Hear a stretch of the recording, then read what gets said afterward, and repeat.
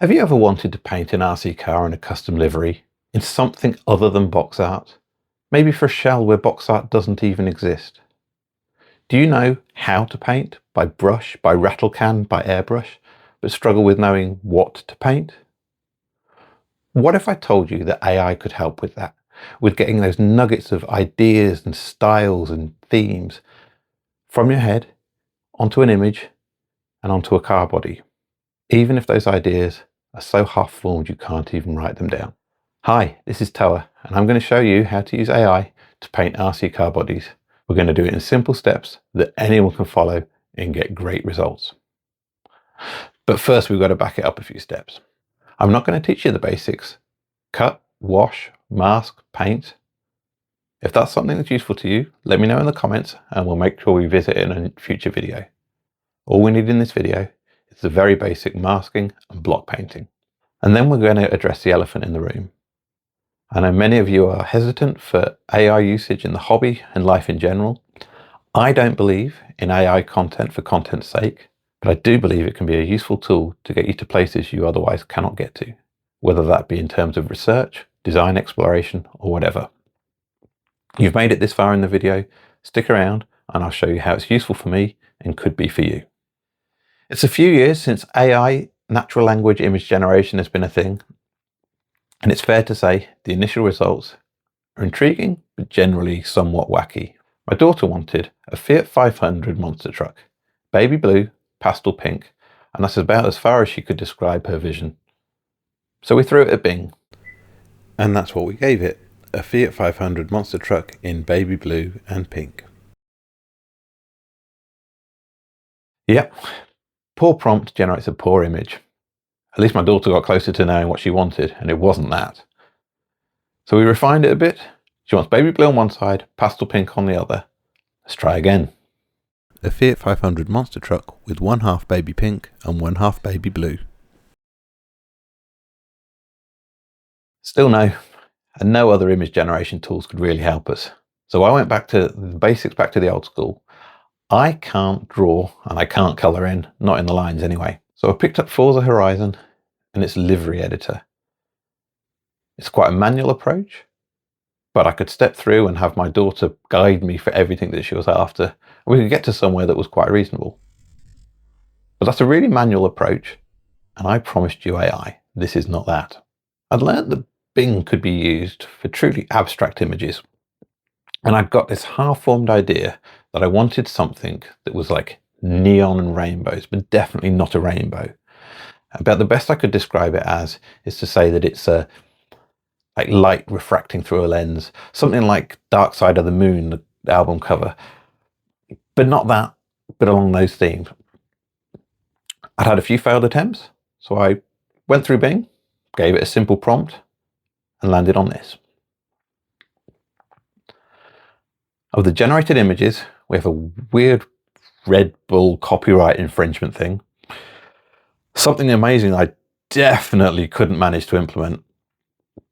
Something looked I could possibly do it, but still very difficult. And then something amazing, unique, and possible. When I say possible, when I look at the image and look how the image is made up, I can see in my mind's eye how I'm going to mask it. Individual blocks of ticker tape, spray the inside of the body black, remove some of those ticker tape ones, not all of them, remask 2/3 at a time, spray, and this was all done through rattle cans to get me to the final point of something that looks somewhat remarkably like AI had created for me. It's unique. Pretty sure I'm not infringing anyone else's copyrights. So that's AI. Simple and lucky. I got remarkably lucky that one of the images it created was one that I could see how I could manage to implement. So what if it doesn't? Or more importantly, how do you change your prompt to make sure that you can implement it? The key change in the last year or so is how AI image generation tools have allowed you to feed them starter images and to reason with them further about what it is that you want to generate. I've recently made a Lego Star Wars RC car stop motion crossover video. Try saying that 3 times fast. Anyway, I needed a body shell painting, and it needed to be something that was recognisably Star Wars. So, hit up Gemini. So here's the image and the prompt that I gave to Gemini. Key was to say, don't worry about doing anything with text, and make sure that it's simple enough that I can manage to paint it. And here's what it came up with. Something easy for me to implement, and something I can ask it to put the stickers back on. So far so great, but my input on all of the things you've seen so far has been remarkably minimal. I think it's fair to say that AI has created a thing, and I implemented it. What if I want to make something unique that I can stake a claim on, to say that I've had at least as much input into the design phase as the AI tool that I'm claiming is helping me? The concept I've been thinking of since Neon Rainbows has been in the land of fluid dynamics and CFDs and pressure diagrams, that kind of thing, where we're still in the land of rainbows, neon rainbows, but that the colour represents something. But similarly, I don't want it to be flooded with colour. I do want it to be more discrete. So again, I fired up Gemini, had some conversations with it. It generated me some maybe content for content's sake art, but it didn't really progress what I was after. So then what? Well, I took the best thing I could get from Gemini and fed it to ChatGPT.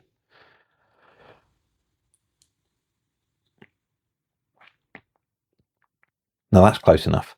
Along the way, I've lost that CFD thing about pressure, and it's given me something with more abstract colour. But I can see in my mind's eye quite where it's going, and I can see how I can pull that back to what I actually want. The overall balance of colours looks good. It looks really quite good. And it's also something I know I can manage to implement. I've got to be careful with my masking for masking those stripes, especially because the body shell I'm going to be doing it on has got so much in the way of complex curves. But that's okay. We're all challenging, we're all learning how we're doing things here. But the reality this time is the body doesn't actually exist. It'll be in an upcoming video. And that's it. Simple prompts to stimulate ideas and fuel creativity. I've got a video in the pipeline for how I used AI to help me to create the drag hopper. But you can already guess how I used it to help map the paint scheme across. If you're interested in seeing more of this car, I'll put a link up to the video.